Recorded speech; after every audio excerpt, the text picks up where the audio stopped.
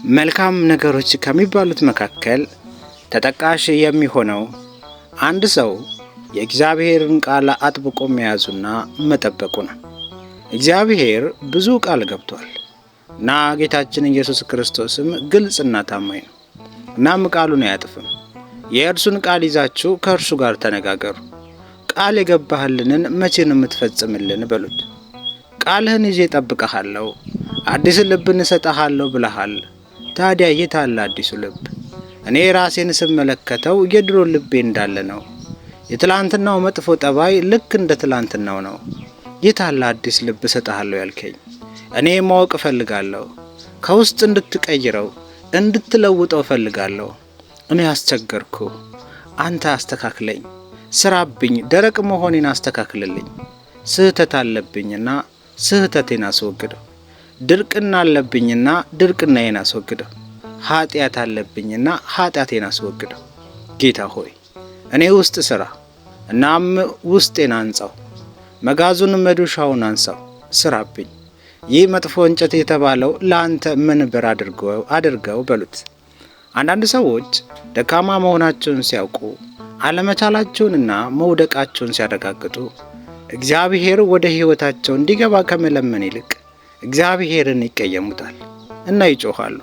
ለምንድነው እግዚአብሔር ብቻዬን የተወኝ? በቃ ካሁን በኋላ እግዚአብሔርን አላቅም፣ ቤተ ክርስቲያንም አልሄድም፣ ንስሐም አልገባም፣ አልቆርብም ይላሉ። ይህ ምንድነው? ጌታን ከመለመን ይልቅ መቃወም ይሻላልን? እስቲ አስተዋይ ሰው እንሆን። ከእግዚአብሔር ጋር ሆነ ተፋለም፣ ታሸንፋለህ እና ታልፋለህ። እግዚአብሔርን እንዲህ ብለህ ጠይቀው። ጌታ ሆይ አጋዥ ትባላለህ። አጋዥነትህ የት አለ? ና አግዘኝ። አዳኝ ትባላለህ። የት አለ ማዳንህ? ና አድነኝ። ምንም ነገር አይሳንህም ትባላለህ። እኔን ማዳን አይሳንህም።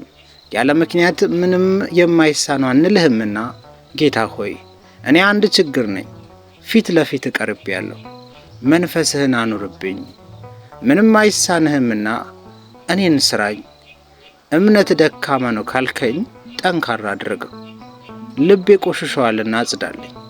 ሙሴ ጸሊምንና ማርያም መቅደላዊትን እንዳስተካከልካቸው እኔንም አስተካክለኝ። አንተ የምትለው ወደ እኔ የመጣውን ወደ ውጭ አላስወጣም ነው። ይኸው ወደ አንተ መጥቻለሁ። እንግዲህ ባዶ እጄን አትመልሰኝ።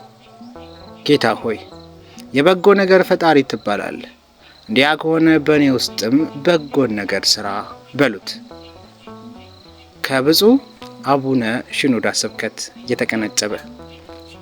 ከወደዳችሁት ከተማራችሁበት ሰብስክራይብ፣ ላይክ፣ ሼር እያደረጋችሁ ለወዳጆቻችሁ ሁሉ አድርሱልን።